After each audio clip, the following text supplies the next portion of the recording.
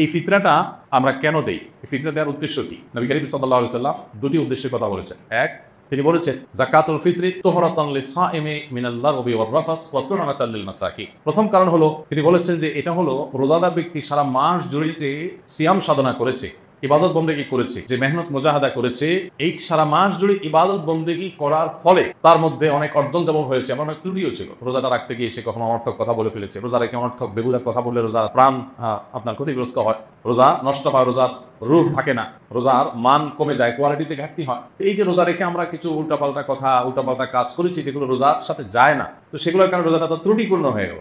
এই ফিতরা দেওয়ার কারণে সেটা রিফাইন্ড হয়ে যায়, সেটা ফ্রেশ হয়ে যায়, সেটা আল্লাহ তাআলা পরিচ্ছন্ন করে গ্রহণ করে। এজন্য রোজার পুরা মাস, রমজানের পুরা মাস এবং সিয়ামের ভুল ত্রুটিগুলোকে ফ্রেশ করে সেটাকে আল্লাহর কাছে কবুলযোগ্য করে দেয় হলো ফিতরা। খুব বড় একটা বিষয়। আর দ্বিতীয় উদ্দেশ্য হলো ওয়াতুহরাতাল লিল মাসাকিন, গরিব দুঃখীদের মধ্যে খাদ্য দান কর্মসূচি অংশ হিসেবে ফিতরা আল্লাহ তাআলা দিয়েছে। অর্থাৎ ইসলাম চায় যে ঈদের দিনটাতে অন্তত প্রত্যেক অভাবী মানুষের বাসায় খাবার থাকুক, কেউ যেন খাবারের কষ্টে না থাকে।